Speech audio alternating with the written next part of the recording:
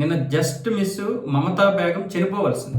ఆవిడ మీద దాడి చేసింది బీజేపీ కార్యకర్తలో లేకపోతే ఆమెకు చెందినటువంటి పార్టీ కార్యకర్తలో కాదు, ప్రజలు. నిన్న ఉత్తర 24 పరగణాల జిల్లాలో ఉన్నటువంటి ఒక కార్యకర్త చనిపోయాడంట పోలీస్ స్టేషన్ లో. ఆ ఊరి పేరు ఏమొచ్చేసి హలిషర్ అనే ఒక ప్రాంతంలో ఉన్న పోలీస్ స్టేషన్ కి ఆవిడ వెళ్ళింది ఆ కార్యకర్తని పరామర్శించడానికి. అప్పటికే చాలా మంది ప్రజలు అక్కడ గుమిగూడారు ఈవిడ వస్తుందని తెలియడంతో. పోలీసులు కూడా బందోబస్తు ఏర్పాటు చేశారు ఆవిడకి సెక్యూరిటీ కోసం. ఈవిడ రావడంతో ఈవిడ కూడా ఎందుకు ముందే అందరికి ఇన్ఫార్మ్ చేసిందంటే ఖచ్చితంగా తన మీద దాడి చేయడానికో లేకపోతే తనని విమర్శించడానికో లేకపోతే తనని ప్రశంసించడానికో వస్తారని చెప్పి ఆవిడకి కూడా తెలుసు. జనాలు అయితే వస్తారు కదా, అది బీజేపీ ప్రభుత్వానికి కొంచెం మైనస్ అవుద్దని చెప్పి ఈవిడ వచ్చింది.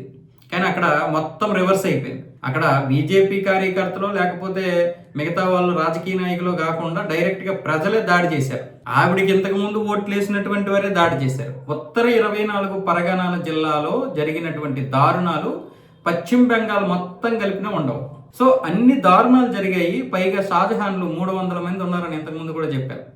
అలాంటి షాజహాన్లు పెంచి పోషించినటువంటి దరిద్రపు చెత్త వెధవలు ఎవరు ఉన్నారంటే ఈ తృణమూల్ కాంగ్రెస్ లో ఉన్నారు. అందులో మొట్టమొదటి వెధవ ఈ మమతా బేగం. అందుకని అక్కడ ప్రజలు అంటే కొన్ని వందల మంది మానభంగాలకు గురయ్యి కొన్ని వేల ఎకరాలు ఒకడు దోచుకుంటుంటే వాడికి సపోర్ట్ చేస్తే అధికారం ఉందని చెప్పి ఆవిడనెవరూ ఏమి చేయలేకపోయారు. కానీ ఆ కోపం అనేది ప్రజలు చూపించరా?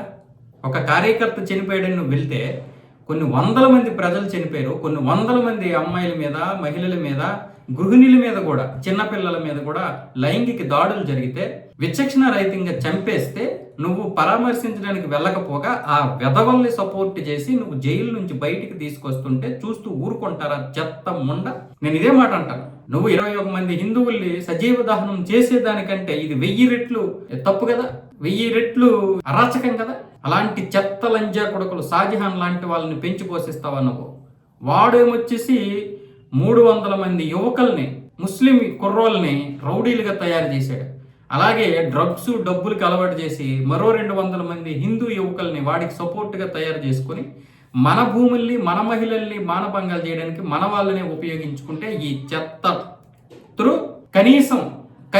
కనీసం వార్నింగ్ కూడా ఇవ్వలేదు. బీజేపీ లేకపోతే టీఎంసీ, కాంగ్రెస్ పక్కన పెట్టండి, రాజకీయ పార్టీలు పక్కన పెట్టండి, తర్వాత సంగతి.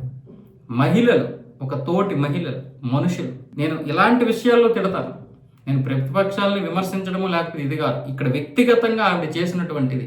ఒక ట్రైనీ డాక్టర్ని 17 మంది అత్యంత దారుణంగా హత్య చేసేస్తే, మానభంగం చేసి, అలా హత్యకి ఎలా చేశారంటే ప్రైవేట్ పార్ట్లో సీసాలు పెట్టి మరి అమ్మాయిని మానభంగం చేసిన తర్వాత ప్రైవేట్ పార్ట్లో సీసాలు పెట్టేసి ఈ ఎముకలు 90 డిగ్రీస్ ఇలాగా విడదీసి 2 కాళ్ళు విడదీసి ఇరిచేశారు.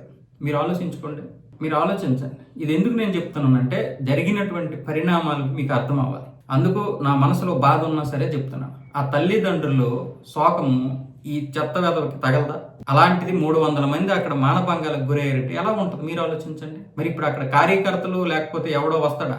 నీకు రాళ్ళు ఇచ్చుకొని కొట్టకపోతే పువ్వులు పట్టుకొని వస్తారా? పెద్ద పెద్ద రాళ్ళు. మరి పోలీసులు లేదు, ఎవడో లేదు, మొత్తానికి పక్కకు దోసేసి వీళ్ళు గట్టిగానే ప్లాన్ చేసుకుని దాడి చేశారు. పోలీసులు ఆవిడని రక్షించడానికి చాలా ప్రయత్నాలు చేశారు, రక్షించారు.